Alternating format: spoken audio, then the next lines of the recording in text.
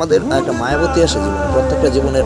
আমরা যদি কাউকে ভালো লাগে, যেমন আপনার একটা দোকানে যদি যান, অনেক কিছু জিনিস আপনার ভালো লাগবে একটা শপিংয়ে গেলে, কিন্তু আপনি সবগুলো কিনবেন না, শুধু একটা জিনিস কিনবেন, কারণ ওই জিনিসটা আপনার মনে গেঁথেছে যে আমার ওইটাই কিনবো।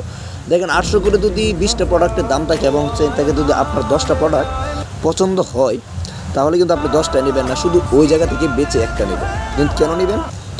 আপনার ওই একটা প্রোডাক্ট সব থেকে বেশি পছন্দ হয়েছে। ঠিক প্রত্যেকটা পুরুষের জীবনে এরকম কিছু মানুষ আসে, মায়াবতী আসে, যে অনেকগুলো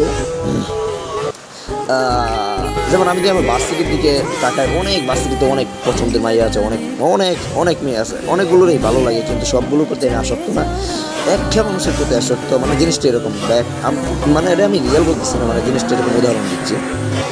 একজনকে আমার অনেক ভালো লাগে, একজনকে আমি ভালোবাসি, একজনকে চরম ভালোবাসি, মানে সব কিছু হচ্ছে এরকম।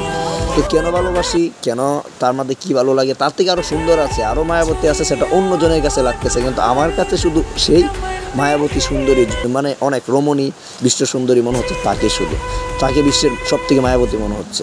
কেন মনে হচ্ছে আমি জানি না, সেটার প্রশ্ন কখনো আমি খুঁজে পাইনি। অনেক চেষ্টা করেছি খুঁজে বের করতে, যে আমাকে কেন আর কাউকে ভালো লাগে না, শুধু ওই মানুষটাকে আমার চোখে ভালো লাগে।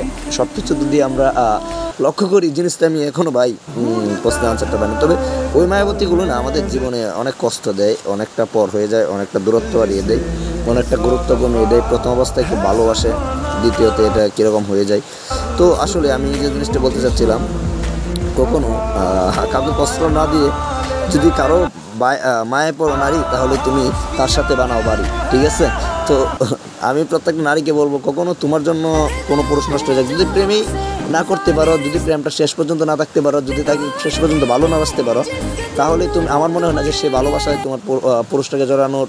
তুমি প্রথম তোমার একটা পুরুষ বলতে পারে যে আমি তোমার মায়ে পড়েছি, আমি তোমার রূপে বা তোমার যে কোনো কিছুতে ভালোবেসেছি, কিন্তু দ্বিতীয়তে ওই পুরুষটাকে তুমি কষ্ট দিও না। যে যদি তুমি দেখতেছো যে আমি অল্প দিনের জন্য ছেলেটার সাথে, যেহেতু আমাকে ভালোবেসেছে, যেহেতু আমাকে একটু হাত ধরতে বলেছে, হাত ধরো, এই সেই বিভিন্ন জিনিস, এটা করিয়ে তুমি পুরুষটাকে তার সুন্দর জীবনটা থেকে দূরে সরিয়ে দিও না, তোমার মায়ের জড়িয়ে তাকে দূরে ঠেলে দিয়ে কষ্ট দিও না, পুড়ে পেলেও না তার এই ভবিষ্যৎটাকে।